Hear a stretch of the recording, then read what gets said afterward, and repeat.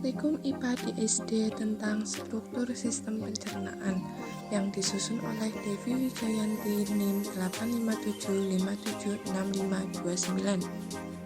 Tujuan dari praktikum ini adalah dapat mengurutkan bagian dari sistem pencernaan. Alat dan bahan dalam kegiatan praktikum ini adalah 1. Gambar sistem pencernaan, 2. Alat tulis. Sistem pencernaan. Sistem pencernaan adalah serangkaian organ yang berfungsi untuk mencerna makanan, menyerap nutrisi, mengeluarkan sisa-sisa yang tidak dibutuhkan. Sistem pencernaan manusia merupakan sekumpulan jaringan organ yang berfungsi mencerna dan mengolah makanan untuk memenuhi kebutuhan nutrisi tubuh. Sistem pencernaan manusia berupa saluran yang memanjang mulai dari mulut hingga anus. Organ pencernaan manusia terdiri dari 1. Mulut, 2. Kerongkongan, 3. Lambung, 4. Usus halus, 5. Usus besar, 6. Rektum dan anus. Nah, di sini saya akan menjelaskan tentang sistem pencernaan pada manusia. Organ-organ pencernaan manusia itu terdiri dari mulut, kerongkongan, lambung, usus halus, usus besar, rektum, dan juga anus. Sistem pencernaan adalah proses yang dilakukan oleh sistem organ pencernaan untuk mengolah makanan agar dapat diserap nutrisinya dan diubah menjadi energi. Sistem organ pencernaan terdiri dari organ-organ yang memiliki peranan masing-masing dalam mengolah makanan. Nah, seperti apakah proses pencernaan yang terjadi dalam tubuh kita? Mari kita bahas bersama-sama. Pertama-tama, makanan masuk melalui mulut. Nah, di dalam mulut itu terjadi proses pencernaan secara mekanik dan juga secara kimiawi. Proses pencernaan secara mekanik itu dilakukan oleh gigi. Nah, gigi itu sendiri berfungsi untuk mengunyah makanan sampai halus dan juga lembut. Nah, sedangkan proses pencernaan secara kimiawi itu dilakukan melalui enzim-enzim seperti enzim petialin atau enzim amilase. Enzim petialin pada mulut itu berfungsi untuk memecah karbohidrat secara kimiawi menjadi maltosa. Nah, setelah makanan diproses di dalam mulut, kemudian makanan masuk melalui kerongkongan. Nah, di kerongkongan itu merupakan saluran penghubung antara mulut dengan lambung.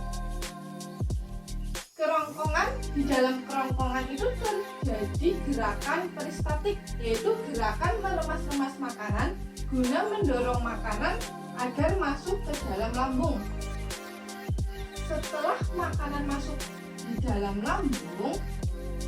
lambung itu terjadi proses pencernaan secara mekanik ketika makanan dihaluskan oleh gerakan otot-otot lambung. Nah, di dalam lambung pula terjadi proses pencernaan secara kimiawi yang dibantu oleh enzim-enzim seperti enzim renin, enzim pepsin, dan juga asam klorida. Nah, di dalam lambung enzim renin itu berfungsi untuk mengendapkan protein susu menjadi kasein. Enzim pepsin itu berfungsi untuk mengubah protein menjadi asam amino, dan asam klorida berfungsi untuk membunuh kuman yang masuk bersamaan dengan makanan. Nah, di lambung, makanan yang sudah diproses sedikit demi sedikit masuk ke dalam usus halus. Hasil pemecahan makanan dari lambung masuk ke dalam usus halus itu disaring kembali, yaitu memisahkan antara zat nutrisi pada makanan dan juga zat sisa.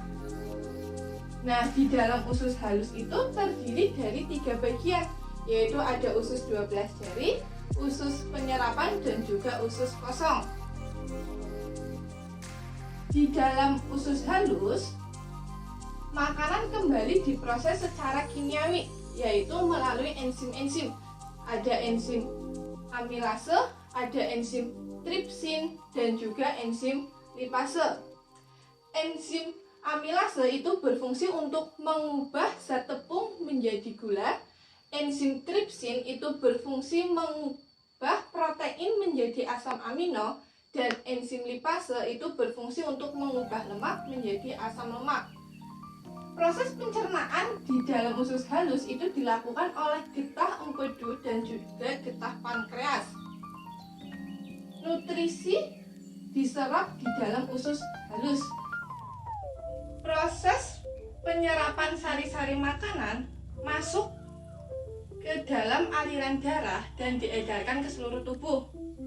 Sedangkan sisa-sisa makanan mengalami pembusukan di dalam usus besar. Di dalam usus besar inilah terjadi proses pembusukan makanan. Selain proses pembusukan makanan, di dalam usus besar juga terjadi penyerapan air sehingga sisa-sisa makanan dapat diubah menjadi feses. Feses di sini adalah kotoran. Feses masuk ke dalam rektum sebelum dikeluarkan melalui anus. Selanjutnya, muncul kontraksi pada otot dinding perut yang diikuti dengan mengendurnya otot sfinkter pada anus dan kontraksi kolon serta rektum. Akibatnya, feses akan terdorong keluar melalui anus.